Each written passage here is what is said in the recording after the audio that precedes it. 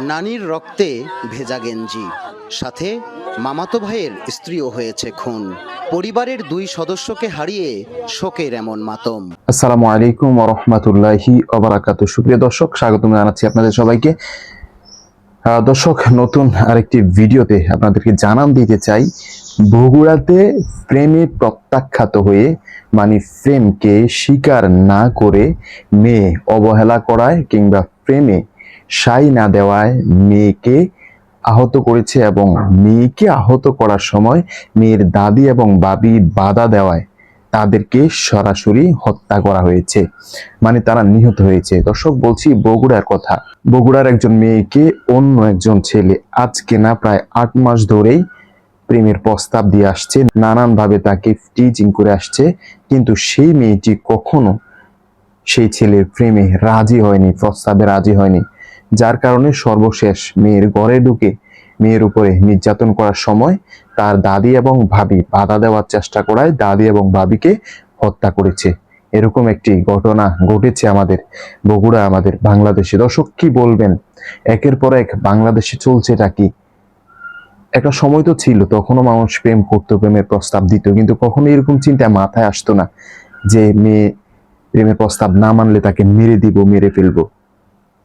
কিন্তু এখনকার এই সময়ে মেয়ে প্রেমের প্রস্তাবে রাজি হয় নাই, তাকে মেরে ফেলে। আরে যাকে ভালোবাসবি, যাকে ভালোবাসতে চাস, সে যদি ভালো না বাসে তুই ভালোবাস, তুই ভালোবেসে সারা জীবন কাটিয়ে দে। অথচ তাকে ভালোবাসবে, সে ভালো না বাসলে তাকে মেরে ফেলবে। এটা কেমন ভালোবাসা? এটা তো ভালোবাসা না, এটা তো তাকে হত্যা করার চেষ্টা করা। একজন মেয়ে সে আরেকজন ছেলের প্রস্তাবে রাজি না হওয়াটাই স্বাভাবিক। তার ইচ্ছে হলে, তার ভালো লাগলে সে রাজি হবে, ভালো না লাগলে রাজি হবে না, সেটা সম্পূর্ণ ব্যক্তিগত ব্যাপার, সম্পূর্ণ তার মনের ব্যাপার। এখন সেই ব্যক্তি যদি প্রস্তাবে রাজি না হয়, সেই ব্যক্তি যদি প্রেমের প্রস্তাবে রাজি না হয়, তাহলে তুই পরবর্তীতে চেষ্টা কর আবার তাকে রাজি করানোর জন্য। তুই তোর সর্বাত্মক দিয়ে চেষ্টা কর। সেটা না করে মেয়েটাকে মেরে ফেলতে হবে, সেটা না করে মেয়েকে মেরে ফেলতে গিয়ে আরো দুজন ব্যক্তিকে মেরে ফেলা হয়েছে। তার দাদি এবং ভাবি, পরিবারের শোক যাচ্ছে, পরিবার কতটা শোকার্ত। মেয়েটা আহত হয়ে গেছে মুমূর্ষ অবস্থায় এবং তার দাদি ভাবি দুজনকে তো দিয়ে খুন করে ফেলেছে। এই হচ্ছে প্রেমের অবস্থা। বাংলাদেশে হত্যা করাটা যতটা নর্মাল হয়ে গেছে, মানুষ হত্যা করাটা যতটা স্বাভাবিক হয়েছে, একটা মুরগি জবাই করাও এতটা স্বাভাবিক না।